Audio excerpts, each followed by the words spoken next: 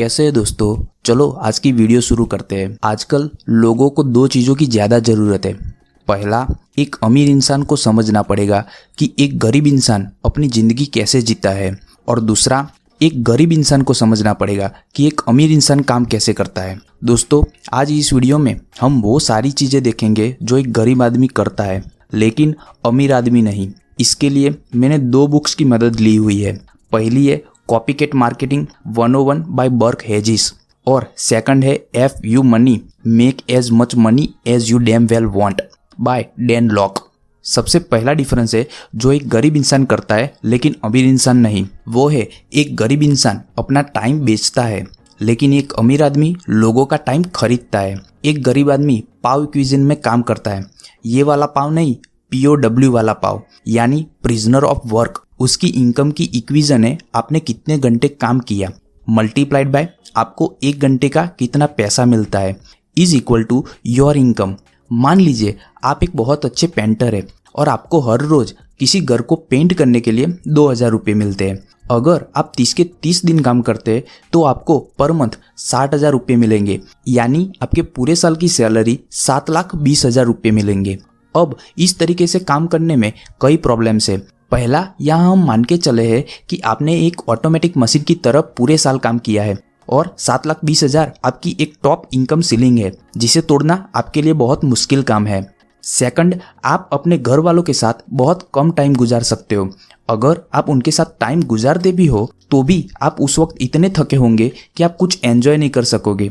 और थर्ड, सबसे इंपॉर्टेंट बात, जब आप एक घर को पेंट या रंग लेते हो उसके बाद आपको उस घर से कोई एक्स्ट्रा पैसे नहीं कमा सकते, क्योंकि आपने ये काम ही इस तरीके का चूज किया है जिससे पर आवर के बेसिस पे ही पैसे मिलेंगे। बर्क हेजिस अपनी बुक कॉपीकैट मार्केटिंग 101 में बोलते हैं, मान लीजिए आप एक डॉक्टर है, आपके पास एक क्लिनिक है, 2 रजिस्टर्ड नर्स है और आप हर साल 20 लाख रुपया कमा रहे हैं। उसके बावजूद आप भी POW में प्रिजनर ऑफ वर्क है, क्योंकि आप भी अपना टाइम बेच रहे हैं। और यह इसलिए है क्योंकि डॉक्टर होने के बावजूद आपको हर पेशेंट को पर्सनली देखना पड़ता है, और क्योंकि आपके पास एक दिन में 24 घंटे से ज्यादा टाइम नहीं है, इसीलिए इस स्ट्रेटेजी से आप एक पर्टिकुलर इनकम से ज्यादा नहीं कमा सकोगे। लेकिन एक अमीर आदमी की सबसे बड़ी स्किल है उसकी लेवरेज लेने की कैपेसिटी। लेवरेज एक ऐसी चीज है जिससे आप कम एफर्ट लगा के मैक्सिमम आउटपुट दे सकते हैं। जे पॉल गेटी ने कहा था कि मैं खुद का 100% एफर्ट देने के मुकाबले 100 लोगों का 1% एफर्ट लेना ज्यादा प्रीफर करूंगा। लेवरेजेस कई टाइप के होते हैं,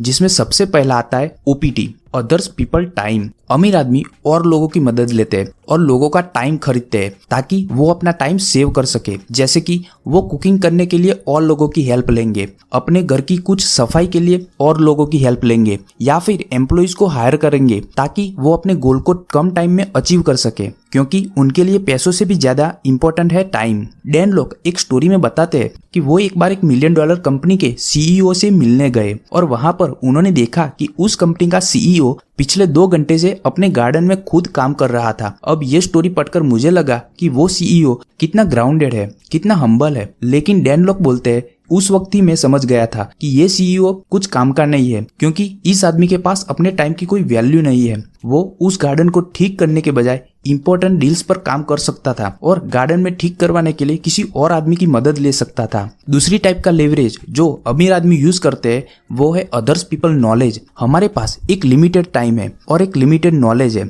अगर हमें सही में दुनिया में आगे निकलना है तो हमें दूसरे लोगों की नॉलेज की हेल्प लेनी पड़ेगी। मान लीजिए एक टीम में डिफरेंट स्किल सेट वाले 5 लोग हैं और वो सारे मिलकर एक ही गोल को अचीव करना चाहते हैं, तो क्या आप कभी भी अकेले उस गोल को अचीव कर पाएंगे? लेकिन एक पुअर मेंटालिटी वाले इंसान की हमेशा ये सोच होती है कि एक रियल आदमी अपना काम खुद करता है और इस सोच से कोई भी बड़ा गोल अचीव नहीं हो सकता। नेक्स्ट टाइप ऑफ लेवरेज आता है अदर्स पीपल मनी। एक रियल बिजनेसमैन को जब भी कोई बड़ी इन्वेस्टमेंट करनी होती है, मान लीजिए उसे एक बड़ा मॉल या थिएटर खोलना है, एक बड़ी प्रॉपर्टी खरीदनी है या एक बिजनेस खोलना है, तो वो और लोगों को कन्विंस कर सकता है कि वो उनके साथ इस गोल को अचीव करने के लिए आए और अपने पैसे इन्वेस्ट करे। अब सवाल ये आता है कि सर ये सब तो ठीक है, लेकिन इन सब चीजों में स्टार्टिंग में तो कुछ पैसे चाहिए जो कि हमारे पास है ही नहीं। इसलिए गरीब और एक अमीर आदमी में नेक्स्ट पॉइंट आता है जो कहता है कि एक गरीब आदमी अपने पैसे सेव करता है जबकि एक अमीर आदमी अपने पैसे इन्वेस्ट करता है। डैन अपनी बुक में कहते हैं कि एक पुअर माइंडसेट वाले आदमी की सोच होती है कि उसे अपनी पूरी जिंदगी कंजूसी से जी लेनी है। सुबह कोई उसे एक्स्ट्रा चाय नहीं पीनी,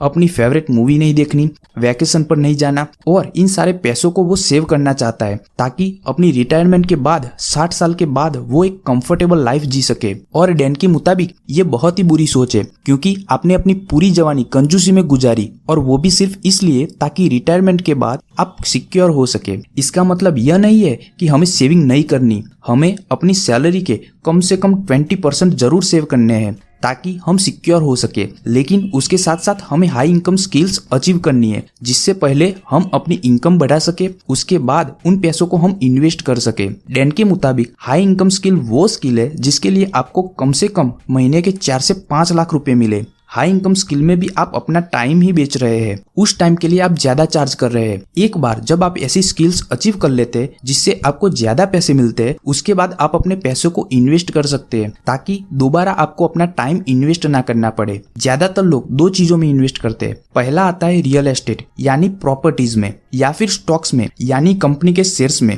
डैन बोलते हैं कि उनके मुताबिक प्रॉपर्टीज में इन्वेस्ट करना ज्यादा सिक्योर है क्योंकि जनरली प्रॉपर्टी के प्राइस हमेशा बढ़ते हैं और प्रॉपर्टी की रेंटल इनकम से आप बिना काम किए हर महीने पैसे कमा सकते हैं और प्रॉपर्टीज में आपका पूरा कंट्रोल रहता है। लेकिन कंपनी के स्टॉक्स में आपका कोई कंट्रोल नहीं होता। आप कंपनी के सीईओ को कॉल करके नहीं बोल सकते कि वो इस तरीके से अपनी कंपनी का डिसीजन ले। अब सवाल ये आता है कि हाई इनकम स्किल्स कौन सी है और हम इन्हें कहां से सीख सकते हैं। तो इसके लिए सबसे पहले जो भी फील्ड में आप इंटरेस्टेड है उस फील्ड के सक्सेसफुल इंसान देखने पड़ेंगे। बहुत एक्सट्रीम सक्सेसफुल इंसान भी नहीं, लेकिन इतने कि वो कम से कम महीने के 10 लाख कमाते हो, और फिर उन्हीं स्किल्स को आपको भी सीखना है क्योंकि यह सिर्फ नॉर्मल स्किल्स है। तो हो सकता है इन्हें सीखने के लिए आपको थोड़ा टाइम लग जाए, लेकिन ये आपको सीखना ही सीखना है। इन स्किल्स को सीखने के लिए काफी सारे प्लेटफॉर्म्स अवेलेबल है जहां पर हम डिजाइन से रिलेटेड, बिजनेस से रिलेटेड, टेक्नोलॉजी से रिलेटेड अपनी स्किल्स को इंप्रूव कर सकते हैं। नेक्स्ट पॉइंट कहता है कि पुअर माइंडसेट वाले लोगों की हमेशा लॉटरी मेंटालिटी होती है। कई लोग हमेशा सोचते रहते हैं कि किसी ना किसी तरीके से उन्हें लॉटरी मिल जाए तो उनकी किस्मत खुल जाएगी, किसी अमीर लड़की से शादी हो जाए जिससे उन्हें काम ना करना पड़े। लेकिन रिच माइंडसेट वाले लोग ये जानते हैं कि लॉटरी जीतने की प्रोबेबिलिटी बहुत कम है, इसीलिए अगर उन्हें अपने गोल को पाना है तो उन्हें सब कुछ खुद ही करना पड़ेगा। वो अपने काम की 100% रिस्पॉन्सिबिलिटी लेते हैं। इसका एक एग्जांपल देता हूँ। एक फ्रेंड ने एक दूसरे फ्रेंड को कहा कि यार एक बड़ी कंपनी है जहाँ पे हमें सिर्फ 1 लाख रुपीज इन्वेस्ट करने हैं। उन पैसों से वो एक बाइक लेते हैं और उन बाइक को रेंट पर देके पैसे कमाते हैं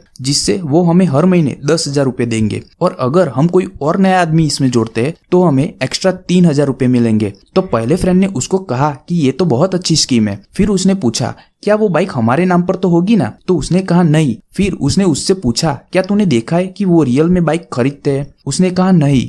फिर उसने एक और सवाल पूछा क्या तुमने देखा है कि किसी को रियल में पैसे मिलते हैं? तो दूसरे फ्रेंड ने कहा हाँ, मेरा एक दूर का रिश्तेदार है, उसे पैसे मिल रहे हैं। फिर उसने कहा कि हमें ये 10,000 रुपए हर महीने मिलते रहेंगे, और उसका फ्रेंड उसको ये पूछना चाहता था कि क्या उसे उस कंपनी में पैसे इन्वेस्ट करने चाहिए या नहीं। तो पहले फ्रेंड को ये बहुत ही धोखे वाली चीज लगी और उसे लगा ये कंपनी भाग जाएगी क्योंकि उसके फ्रेंड के साथ भी कुछ ऐसा ही हुआ था। उसके फ्रेंड के पास ऑफिस में कई लोग आए और उन्होंने कहा अगर आप हमारे पास हर महीने अपने पैसे सेव करते तो हम आपको 15% इंटरेस्ट देंगे, और उसके फ्रेंड्स ने वहां पर पैसे सेव करना स्टार्ट कर दिया। लेकिन 3 साल के बाद वो कंपनी वहां से भाग गई। मेरे लिए ये दोनों एग्जांपल्स लॉटरी मेंटालिटी वाले ही है क्योंकि हम कहीं पे पैसे इन्वेस्ट करना चाहते हैं और हम सोचते हैं कि वो कोई चमत्कार से ज्यादा हो जाए। हम उसके अंदर के प्रोसेस को और सिस्टम को नहीं समझना चाहते, अपनी स्किल्स को डेवलप नहीं करना चाहते, और इसी रीजन के चलते हम बहुत सारी गलतियां कर लेते हैं और बाकी लोग हमारा फायदा उठा लेते हैं। तो दोस्तों इस वीडियो में हमने 3 चीजें देखी।